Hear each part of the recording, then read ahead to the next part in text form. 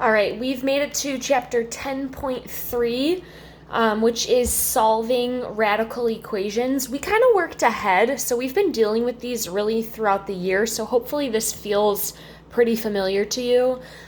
Solving a radical equation is just you solve it the exact same way that you would know how to solve any equation. You're just trying to figure out what y is. You're trying to get that variable by itself. So you're going to do everything that you would think to do to remove everything away from that y to get it by itself.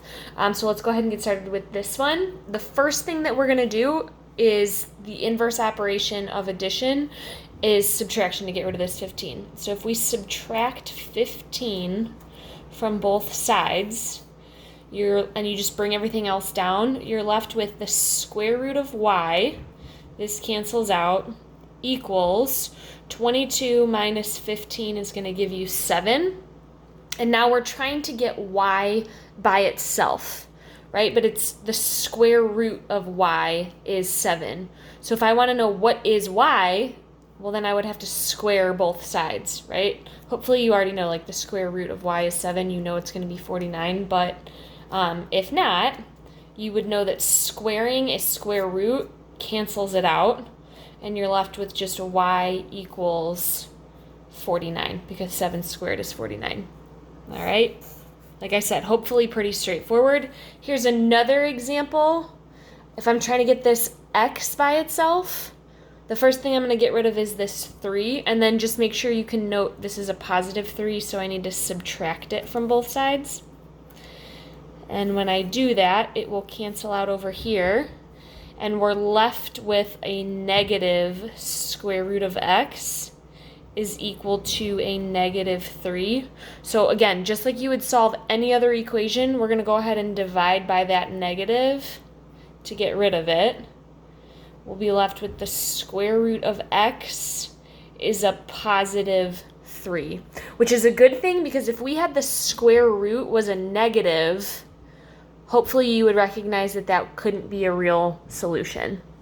Okay, so now to get this x totally by itself, we'll square both sides, because the opposite of taking the square root is squaring. So that cancels this out, and you're left with x equals 9 as your answer. All right. One more example. This one kicks it up just a notch, but let's go about it the same way. You can almost imagine those are like parentheses. If I'm trying to get this x by itself, the first thing that you want to do is get rid of this 3. So I would subtract 3 from both sides. And I'm left with 4 times the square root of x plus 2. This cancels, is equal to a positive 16. And now you're trying to isolate that radical expression, right? So I'm going to divide by 4 so that I can get that radical by itself. I'm left with the square root of x plus 2 is equal to 4. Because 16 divided by 4 is 4. And now, same exact thing. It's okay that we have like a whole expression in here. You're just going to square this whole expression, square this side. That'll cancel it out over here. And you're left with x plus 2 is equal to 16. And now we have one more step, right? We got to get rid of that 2 so we can subtract it from both sides. So you have x equals a positive 14 as your final answer. All right? And then don't get tripped up. You're squaring it, so the only answer that you have here is a positive. It's not like when you take the square root and you have to have plus minus 16.